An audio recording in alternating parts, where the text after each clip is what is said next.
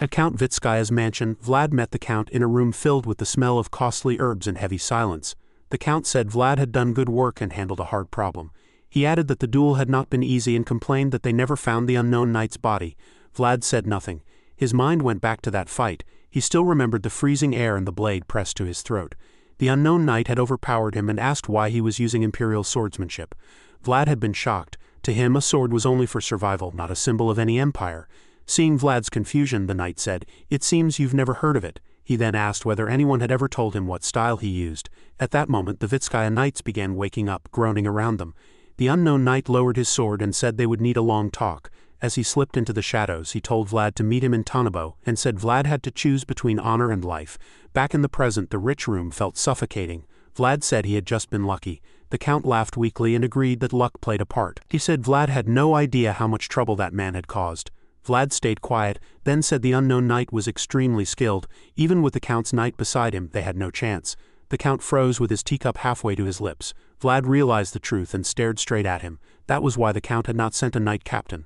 Vlad said even the best sword he owned would not have been enough against that attacker. The Count set his cup down hard and said that anyone in charge had to think about what came next. Vlad coldly asked who the Count would have called if he had failed. The Count answered that it would have been the Dragon Killer Knights. Vlad's face darkened as the Count explained that to bring them in there had to be a good reason, like a dragon or a powerful enemy. Vlad's death would have been perfect proof, since Vlad was a dragon slayer allowed to carry their emblem. Vlad gripped his cape, his knuckles turning white. He understood then that the Count had planned to use everything about him. His followers, his name, even his death. He had only been a piece on a game board he never knew existed. The Count brought out a pouch of gold, the coins clanking loudly, and said he was relieved Vlad had solved the problem. He added that hiring the Dragon Killer Knights was expensive. He tossed the pouch onto the table and told Vlad to take it, saying Vlad had done more than agreed. He also said Vlad no longer needed his recommendation letter since the elves had already invited him, and that this payment covered that too. Vlad said nothing for a while. The gold felt insulting. At last he said he would leave. As Vlad opened the heavy door, the Count asked if it was a waste for him to rot in the north. He said he had heard Vlad was exiled and suggested it would be better to serve someone who knew his worth. He promised Vlad a life far better than anything in the north. Anger rose in Vlad's neck. The nerve of the man who had just admitted planning his death made his chest burn. He took a deep breath and forced himself to stay calm.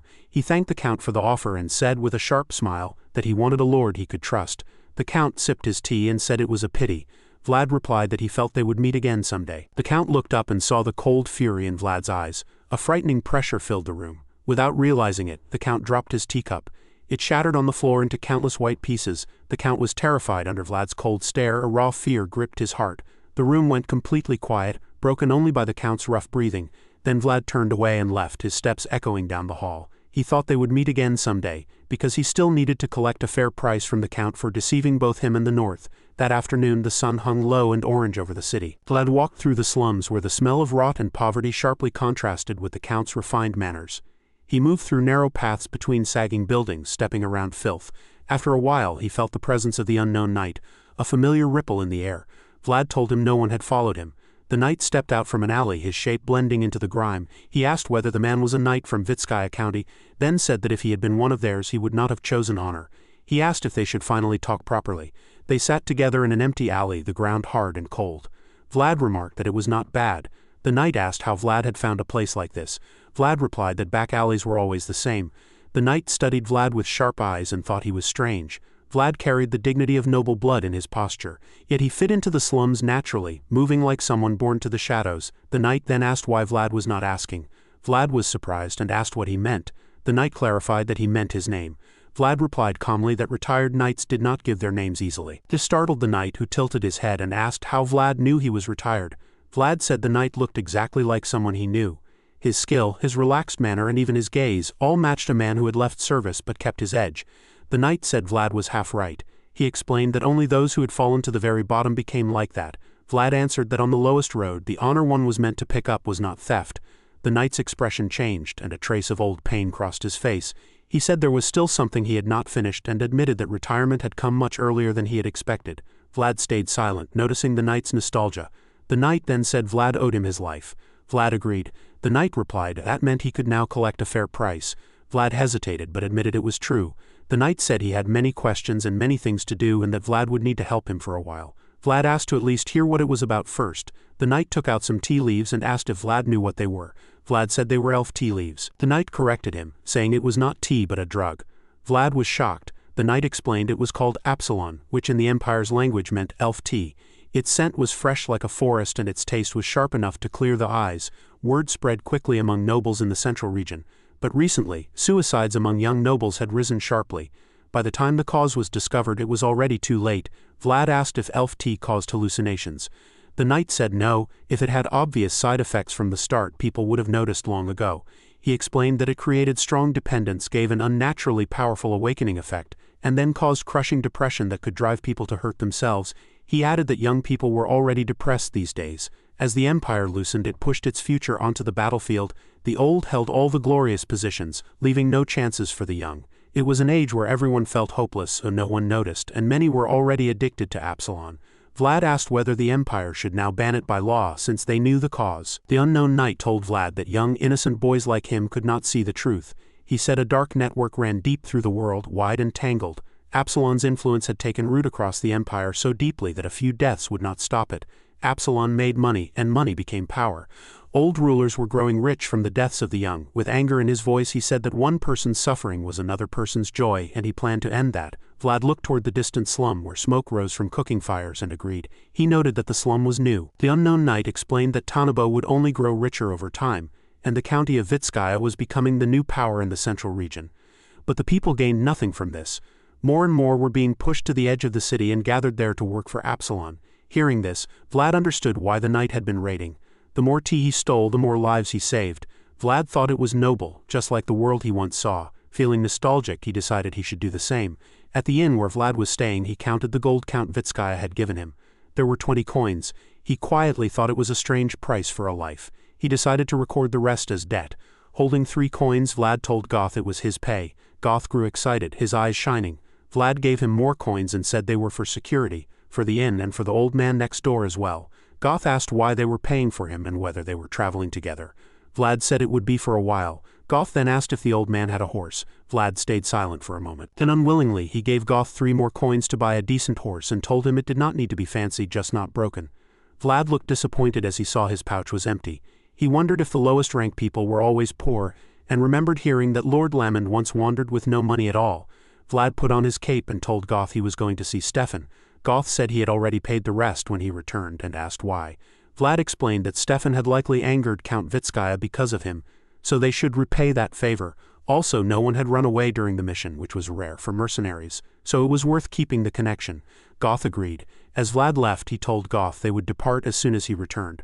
Goth waved goodbye and said he would prepare everything. Then Goth noticed something strange. He wondered if Vlad's shoulders had always been so broad. When they first met, Vlad was just a violent kid who did not understand the world. Now he truly looked like a knight. That night, in a forest where the trees whispered in the wind, Vlad's group cooked stew. The unknown knight could not believe Vlad when he said he did not know who his master was. Vlad replied that if he knew, he would have said so long ago, back when a sword had already been at his throat. Vlad said he came here because he wanted to find out too. The knight studied him and decided Vlad was telling the truth. His eyes had not shifted. With a sigh, the knight said it was a headache and wondered who it could be. He warned that this must never be revealed. Vlad asked what he was using was truly the sword style of the Imperial Knights. The knight explained that it was Imperial swordsmanship and that the one-strike-kill method was taught only to a chosen few, even among the Imperial Knights. Vlad wondered if it was really that special and asked if he was forbidden from using it. A strange thought crossed the old man's mind. He asked if Vlad's father might be the Emperor or something similar. Silence followed, broken only by the fire. Then Goth burst out laughing. The knight said he was serious and told Vlad to think carefully, suggesting he might have Imperial blood or be closely tied to the royal family. Vlad firmly said no, and Goth kept laughing. The old man said that if it were true, it would be troublesome. The one-strike-kill method belonged to the Empire. People in the north might not recognize it, but closer to the center many would. He warned Vlad that if things went badly, he could be arrested for insulting the Imperial family. Vlad asked what he should do. The old man said there was still a way out. First, the version of the one-strike-kill method Vlad used seemed to have leaked long ago. Vlad is shocked when he hears this and asks how it is different. The old man explains that Vlad's sword style is closer to its original form. This surprises Vlad even more. The old man uses their stew as an example. He says the plain stew they are eating is like Vlad's current one-strike-kill principle. But cutting the meat into pieces first is like the version the Empire uses now. Over time, anything with form changes.